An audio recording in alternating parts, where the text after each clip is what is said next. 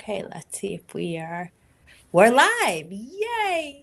Hi everyone. I'm Karina Muller with United Latinas and I sit on the board, and I'm so thrilled to have Dr. Anna Locke with us today to have another great conversation. I can't believe the month of May is done. We've been doing all these amazing mental health awareness, emotional well-being, health and well-being conversations.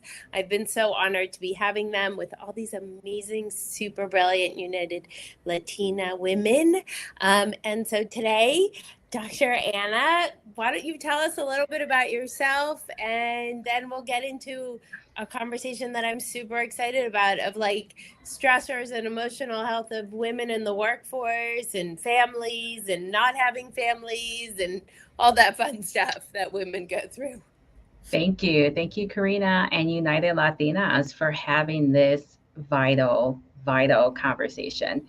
We are going to talk about something that is so taboo and stigmatized in our comunidad. And I am so excited for this because as a Latina, mental health counselor, also a professor, I am invested in really having conversations that open doors about family building in the workplace and our emotional well being. I'm also founder and owner of Charlandra Counseling Services in New Jersey, and have a PhD in counseling as well. And I'm a twin mom. Love it. All of it. Yes. Amazing. Great. So I think one of the things is that I like to also do is kind of look at a little bit of the different terminology that exists for women in the workforce. And I learned something really interesting from you that I hadn't ever heard or talked about, which is the idea of like difference between child-free and childless. And I thought that was so fascinating so if maybe you could talk a little bit about the different terminologies or defining a little bit, and then we'll get into our personas, but different terms that exist today for women in the workforce and what that may be triggering emotionally or not, and how that impacts our mental health. Definitely. And to provide context as well, something else that I will share is my own personal journey with infertility.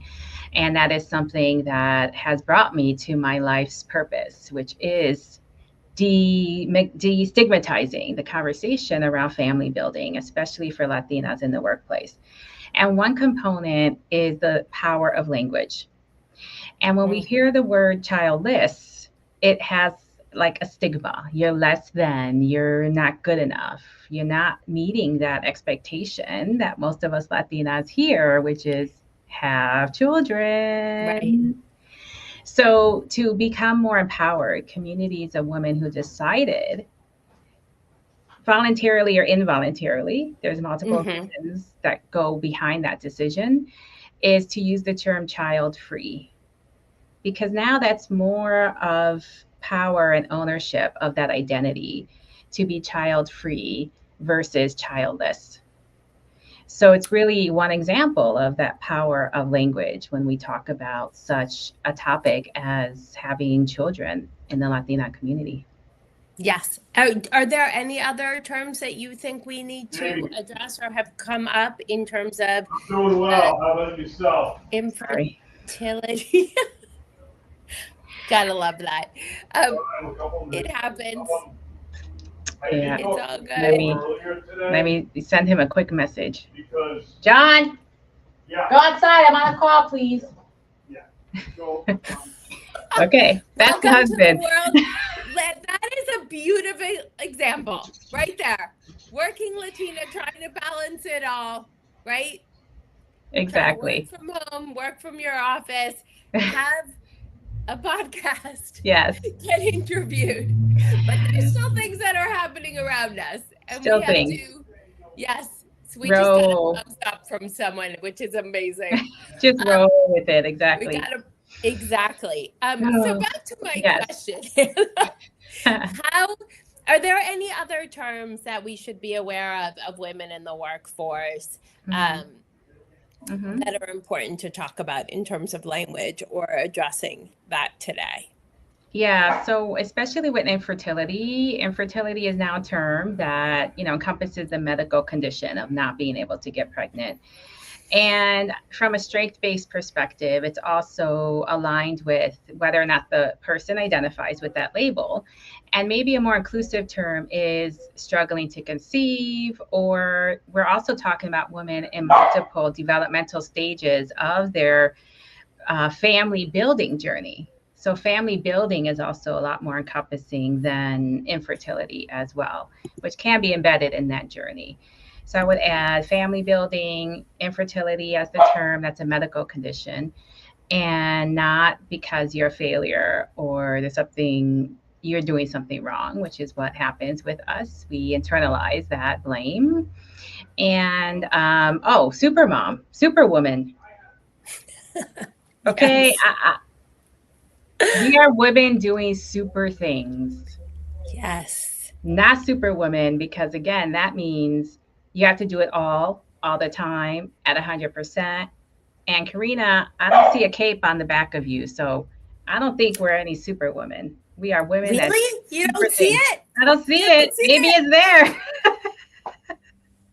there. I love that, and thank you for saying that, because I think I you know, I think as Latinas and Latina women, that's definitely embedded very much in our culture to be the superwoman, to do it all, to be perfect at all of it, to be the caregiver for everybody, to be the supportive one for everybody, to figure it all out. One of my favorite examples always, and I go back to this, is um, as I happen to be the eldest daughter, only daughter of a Latina family with brothers, younger brothers, which I think I joke with Ileana, that one of the co-founders of United Latinas, that it's always a very special position to be in when you're the eldest Latina daughter. I mean, it's a whole world, but it is very much of like, you have to be everything to everyone, right? Like, you're the second mom, you've got your career, you've got your own family, but you still have to be there for everyone all the time. And you do feel like you are a superwoman, but I love that you flip that around to say, we are women that do powerful super things, but we don't have to be superwoman all the time. And I think then it relates back to our mental health and our emotional well-being, right?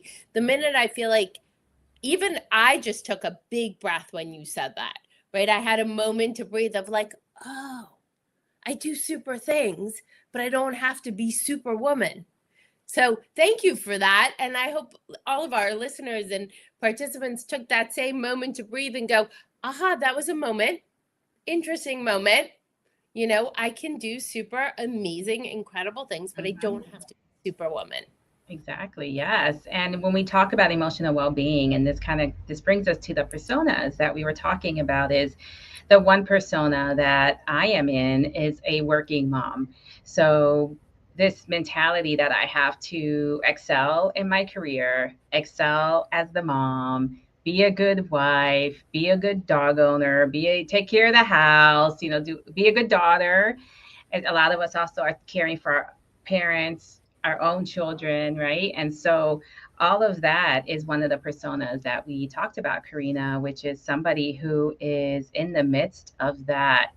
I guess, the pressure cooker, right? Of like, Right. I have to do all these things, and then it's a juggling act. What do Right. we? And then what happens to our mental health is, for a lot of us, we may go into working harder and more, which can be a symptom of being burnt out, because our mentality, right? We're taught, work harder, push through, push through, push through. You're strong, you can do it. So some of us go that path, do more, even though we are burnt out, but that adrenaline keeps you going, which, Right. eventually you're going to crash out. And that's not where we want to be. The other side of it is we can become depressed, sad, or maybe just manifest as it's hard to get out of bed in the morning. Right. You Right. don't want to get up and go to work, or you are in bed by 8 p.m. because you want to escape the day. So maybe your sleep Right. increased, but you're not waking up feeling rested. That could be a sign of burnout in that regard as well. And then the mental health piece is the feelings of guilt Right. and shame.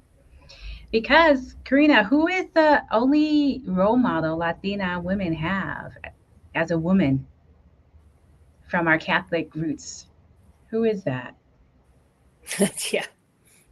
Maria. Exactly.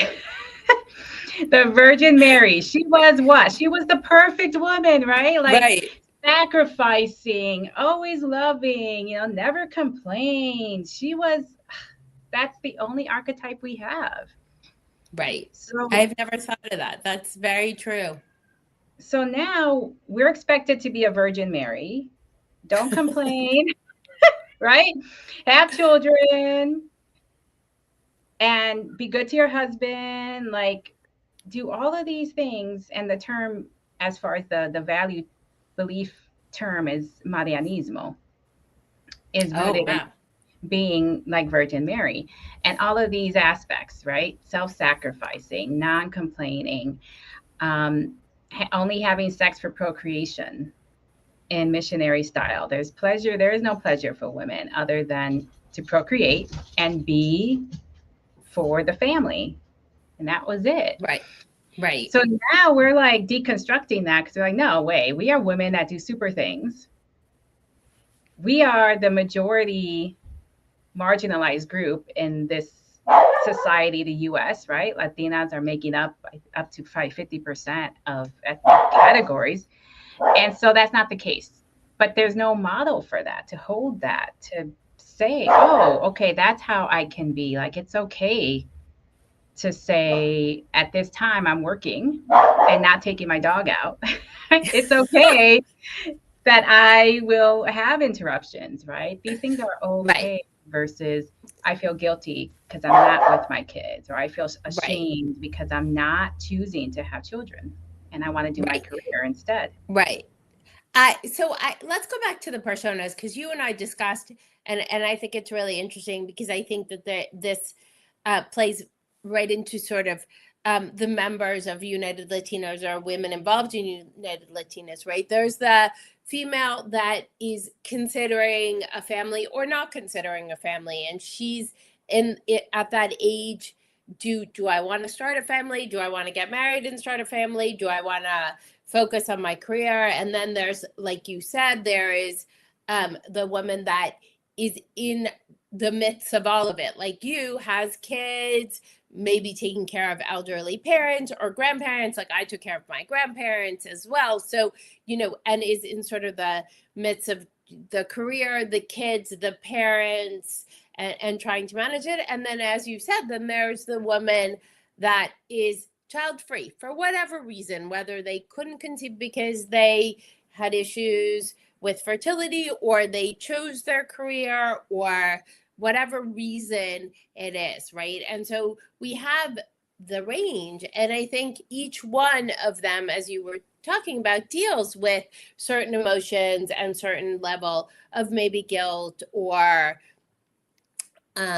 feeling less than, or feeling a certain amount of pressure, right? And so I think maybe we can break it down to each one and get a little bit of your insight as to maybe what kind of pressure each one may feel, and maybe some practical tools to help them, right? Like I know part of your expertise is the mental health counseling and also the fertility, but I would imagine it's also, you've had probably, and I'm guessing, and tell me if I'm wrong, but conversations with women that are considering whether they want the family or not, and that there are certain decisions, right? And so I would love you to kind of take it step by step, and maybe talk a little bthe about the emotional, but also maybe some practical tools. Sure, definitely. So the woman deciding to have a child, right? Now, the kind of the demographic for that age group is usually between 20 and 30s, which is also our prime years for our career. So we're in that career and our fertility is the highest. So something there that can be experienced is that worry, the worry of, if I don't have kids now, will I ever have kids? Or this is not good enough for my family, the career, because they keep asking for the kids, right? So there's just always feeling the pressure, expectation, feeling worried, and that anxiety about what is the right choice. So the tips that I do support women with, and I want to share with you today is Yes. one, take out the word right, choice. There is no right or wrong. That just pigeonholes us. It is expansive. It is a journey. It is timing as well. And the aspect with timing, and one vital thing I want listeners to hear is if you make the decision to postpone having children until after you're 30, for example, your highest fertility is in the 20s to 30s. And if you have the financial capability, pursue egg freezing, freezing your fertility, because then you can use those eggs later. So that's one. From a reproductive science perspective, is you can actually freeze your eggs or sperm to conceive later in life. The other is instead of viewing motherhood as an obstacle, it's an opportunity, it's a transition. And that's where kind of the journey comes in, right? So, right now, what I'm doing is what feels good to me now, pursuing my career. And then having some idea of when I am ready. And I'm not going to say the time is right because there is no right time either, right? Right. So, no right time, no right choice. Right. It's more about when you feel ready, then pursuing that motherhood journey. And then, of course, talking with your workplace to see what are those accommodations, those supports that are in place so that you can, when you decide, okay, I want to start having a family and I want to have a career, there's opportunities to see how to transition, how to adjust, and still maintain both with that external support, right, that you ask for and you talk to them about, right? What can Yeah, be I think that's a brilliant point. I think that's something really also it has a calming impact, right? It has like a good effect on our system. Like if we understand also what the opportunity is around us and what the benefits are or how our company would handle it, I think it also means we're more informed. And once we're more informed, it kind of calms our nervous system to a certain extent because you feel like you have control over a certain aspect of the situation when you're making the decision. So I love that you brought that up to have a conversation with your manager or supervisor or the benefits HR and to understand really what that could mean for your career. And I don't think women ever really do that. So thank you for bringing that up. We kind of shy away out of fear, yeah. and we shouldn't. Yeah, I mean, and I hope we are in family building, like family affirmative workplaces. And if we're not, again, like you said, Karina, it's just asking and offering ideas too. It's great when you can go to them and say, oh, here's an idea for when I plan towards my maternity leave to help with my career trajectory. Like, give them those ideas because they may not have that solution for you, but you do. And having an open conversation then again alleviates, yes, this I have to do it now, or if I don't do it now I'm going to regret, or I worry and what's going to happen to my career. It's collecting that data information, seek out what is available, and then decide at that point. Yeah. And the same with family, because family also has their, their comments. I like to call them, even I call them reproductive microaggressions, because they say things, right? Like microaggressions, like when you're going to have a kid, it only takes 5 minutes. Oh, maybe next Mother's Day we could, celebrate you, and these things all out of love.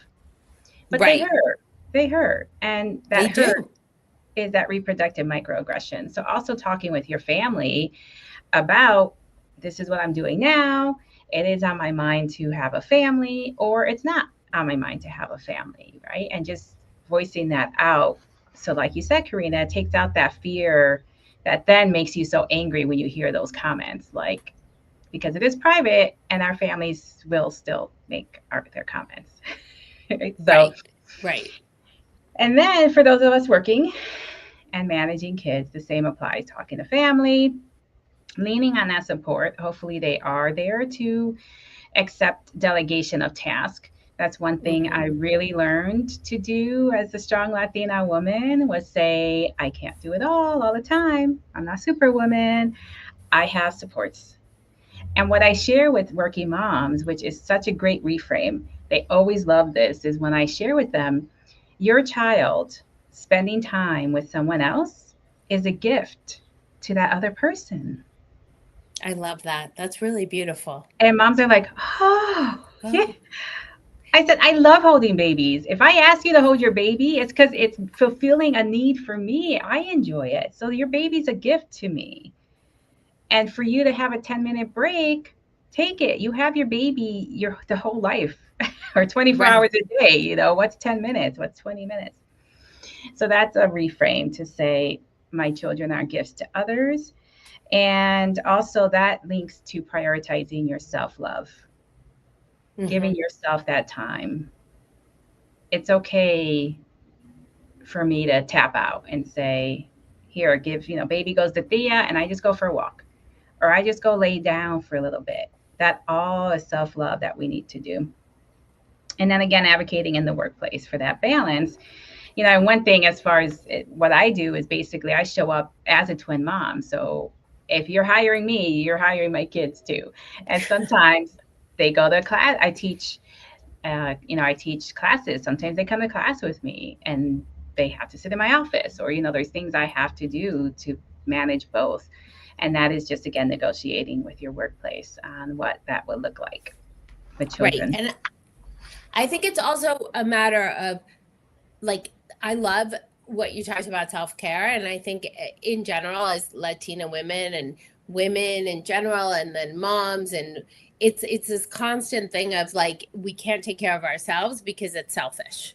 Mm. Right? Like I have to take care of everybody else because that's what I'm supposed to do. And if I hand off my child to a nanny, a babysitter, an aunt, a grandmother, then I'm not doing everything I'm supposed to do. Mm. And I think that's a really big factor of understanding if you take better care of yourself and you actually give yourself those moments, you will then be more present for Mhm. your children, your family, and your work.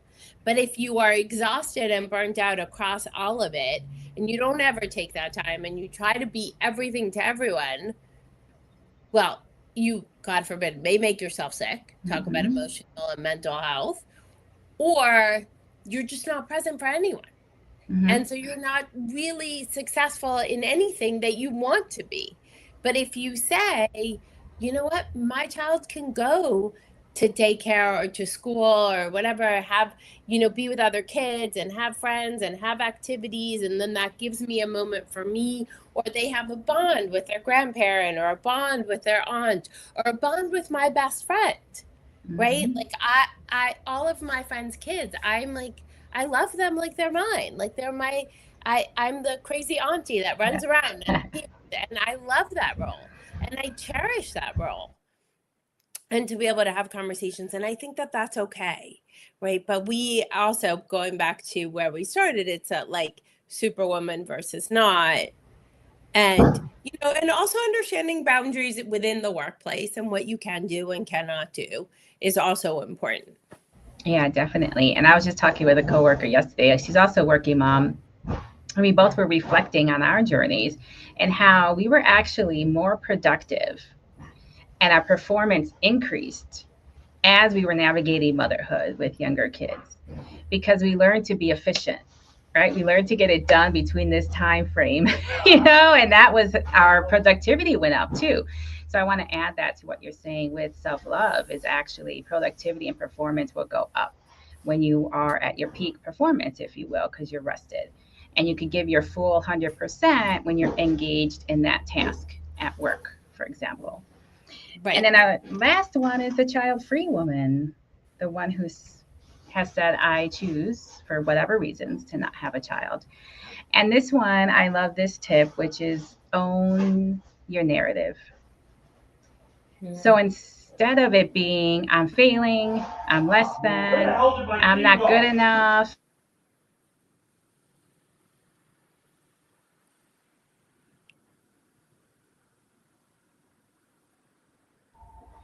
So instead of, lost my track of thought now, but I'm not good enough. not good I'm enough. less Thank than. you.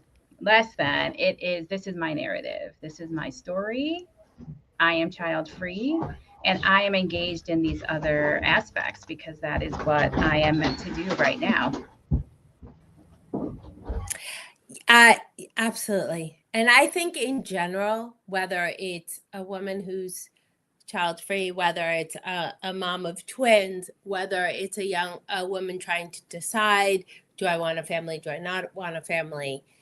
It's about owning our narrative, and it's about being okay with what we're feeling, acknowledging it, being aware of it, and maybe not getting stuck there, but just kind of saying, okay, and also I think to bring up sort of a bit of a touchy subject is to not judge each other. I think you and I talked in our conversation too about the idea of finding understanding for each other too, right? I know that sometimes there can be friction in the workforce with the young woman that doesn't have a family and she's trying to move up in her career and she's trying to be corporate and or is a founder, started her business, she's running around, and maybe she's kind of like, oh, the woman with the children are not in the office enough, or they're not answering enough, or whatever. And then it's like, oh, the child free woman gets a pass, and she has so much time and she can do whatever she wants, whatever she wants. And then the child free woman's like, oh, those women with children, they get a pass for things, and I have to be in the office X amount of hours and I have to accomplish this, but because of their kids. So I think, and we unfortunately don't have a lot of time, but I would love to address that about maybe some tips and tools of empathy and understanding amongst ourselves.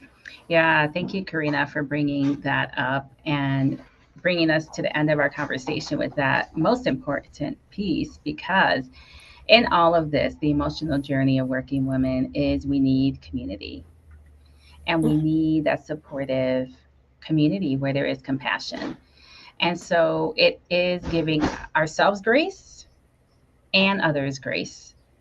And so one tip that I provide is basically a script, which is like, have a statement ready to say when you hear a reproductive microaggression, or you hear someone saying, oh, you have so much free time because you don't have children and this thing.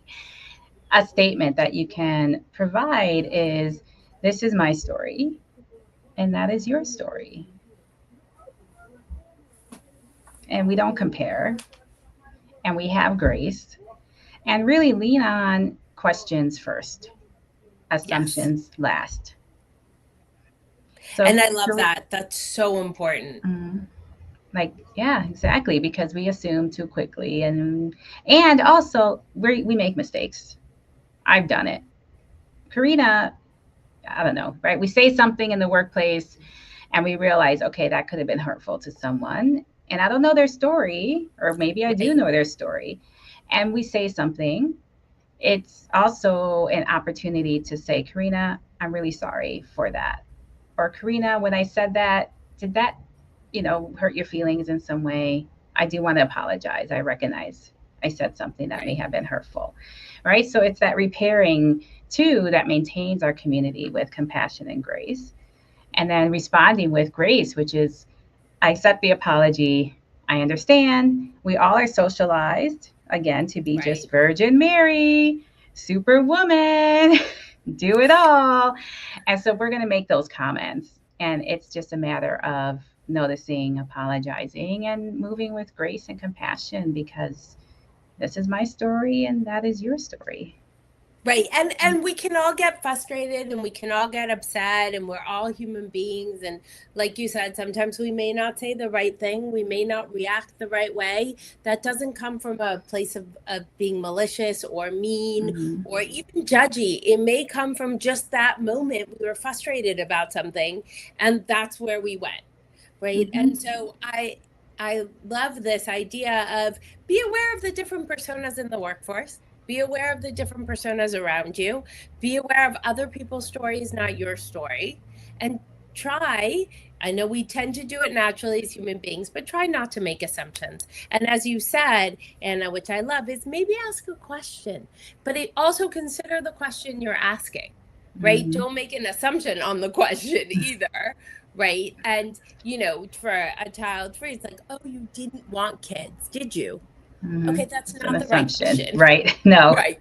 So be aware of how, you can ask questions and be like, Mhm. oh, is it hard to have twins and work full time? That must be difficult. Is a different way of phrasing, wow, Mhm. you must have no time for yourself, do you? So with those twins, like I think we I've heard can it ask all. Yep. questions. Yes, exactly. We've all heard it all. But I think it's important to understand and form community and have empathy. And Mhm. we are running out of time. I know we So, could keep talking. I mean, this was amazing, Karina. Thank you.